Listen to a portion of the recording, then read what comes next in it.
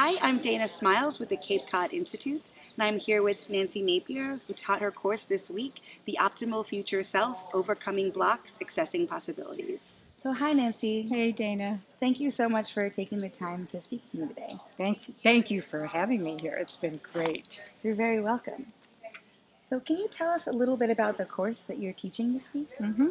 I was teaching about the optimal future self, which is a way we can help clients reach into their as yet to be realized potential without having it be a cognitive process, but instead more an experiential opening to something that they have not yet recognized.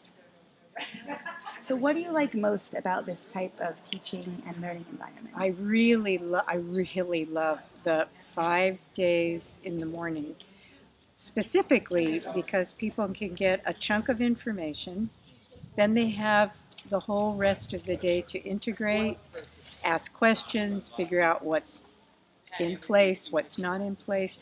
Plus, the intimacy of the group really deepens over the course of the 5 days. I loved it. So who do you think would benefit most from this type of experience? Well, the way this particular class was put together really did actually nicely with your format because it's both clinical information and time for experiential work. And so I like the blending of the two, of those two, where you've got people learning how to do something with clients and then experiencing themselves what it feels like to be in the process that they want to eventually use clinically. Mm-hmm.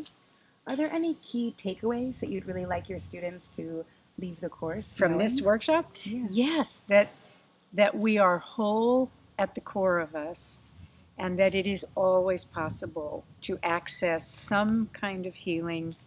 Based on what we know from quantum physics now, there's enough research that supports the future is touching into the present. Yeah. And when we orient to our optimal future, we're allowing our basic blueprint for health to have the most support it can have. Because I think we're always moving toward healing, and sometimes we forget to include our wholeness so that we bring along every part of us into the potential of what we can be. But what I love about this work is it's not conscious. We don't know what we can be.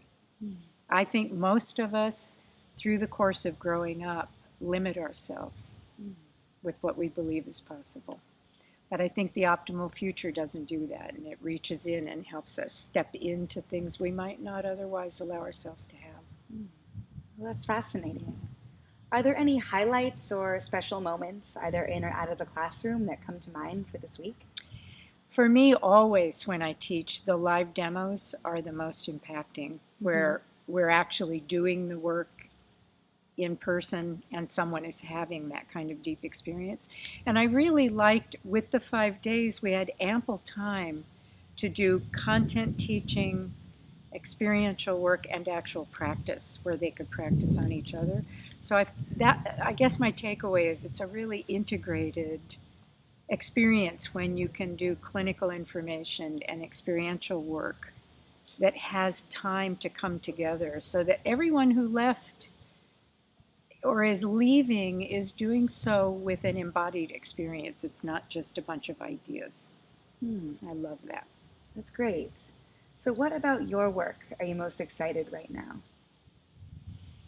Well, I just recently gave up 12 years of teaching somatic experiencing, so I'm having some fun being more open about my spiritual side and doing workshops that for me are sort of, I figure at my age I don't have anything to lose. I could be as far out there as I want, and I love that freedom to have the clinical piece and really feel open about including the spiritual piece. It's nice. I like it. That's great. That's great. Well, thank you so much for the interview, and we are so grateful to have had you here. Well, and thank you so much. This has really been a marvelous teaching experience. I can't recommend enough this format of having the beautiful gift of time. Really, it's been very special. Thank you so much. Thank you.